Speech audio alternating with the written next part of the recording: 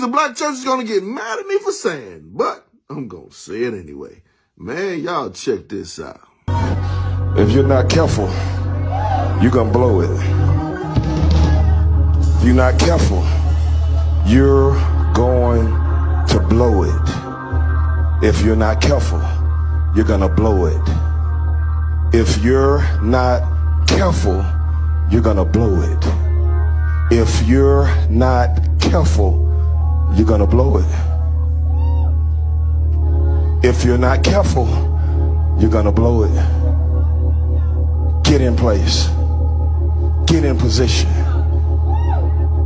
This is about being a servant. Your spirit has to change. I told you months ago that this next season was going to be the hardest season of your life, and you fumbled the ball 3 times. And I told you specifically what this season was, and if you're not careful, you're gonna blow it.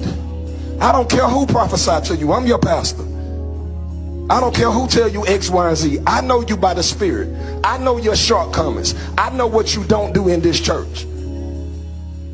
I know what you do in this church. Nobody outside this church knows, and you can tell them I said it. You can tell any pastor, you can tell your cousin, you can tell anybody. I'm your pastor. And I don't care what they tell you. If you don't get yourself together and do what you're supposed to do in this house, everything that God has promised over your life is subject to be aborted. Get yourself together. Get in place before you blow it. Not just for you, but for your family. Get yourself together, Bree. Pick up the vacuum. Clean the bathroom. You're not above the work. If I did it, you got to do it. Get yourself together. Titles without service are empty pieces of paper. They have no value because it's service which gives the title to push. Do you hear me, son? Get yourself together. You operating in the wrong spirit. I don't like it. You're operating in the wrong spirit. I don't like it. This spirit that you're in is not from God.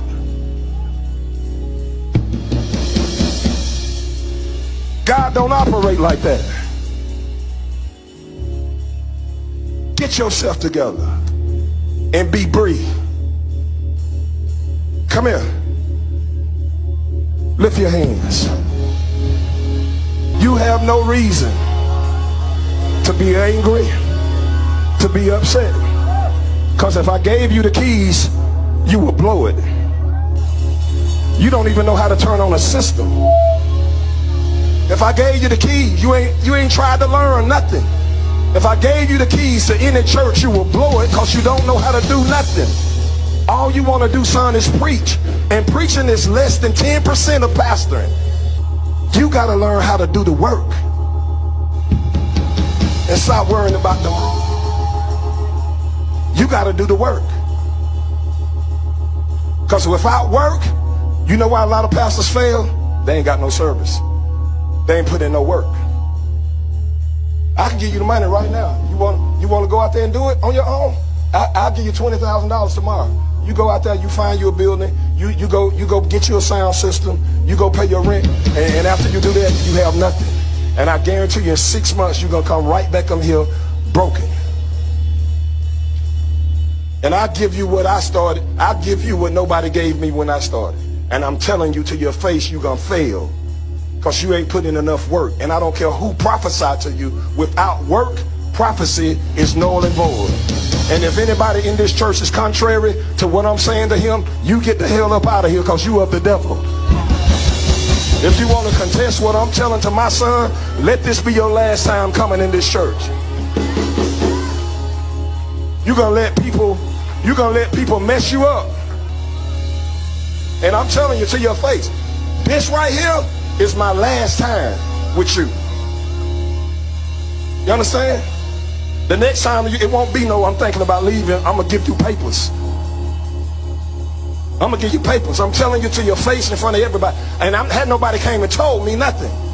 I'm telling you what God is saying. The next time you don't have to worry about even thinking about it. Because when you show up, I'm going to say, here are your papers right now. And I'm going to stand you up before the people, and I'm going to say, today is free last day. And we're going to bless you, and you can go out there, you can try to do this without help, and you're going to fail. You're going to look like a fool because you have no foundation, no support. You make the decision what you want to do. With me, I'm good. But what would be a travesty would be to spend 10 years in a church and don't get nothing out of it. And if you're not listening to the voice of your spiritual father, you're not getting nothing out of it.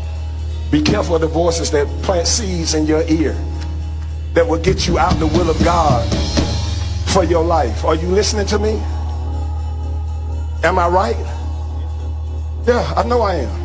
Yo, what up, good people? Listen, to those who saw my first video that I did, this is the retraction from that video.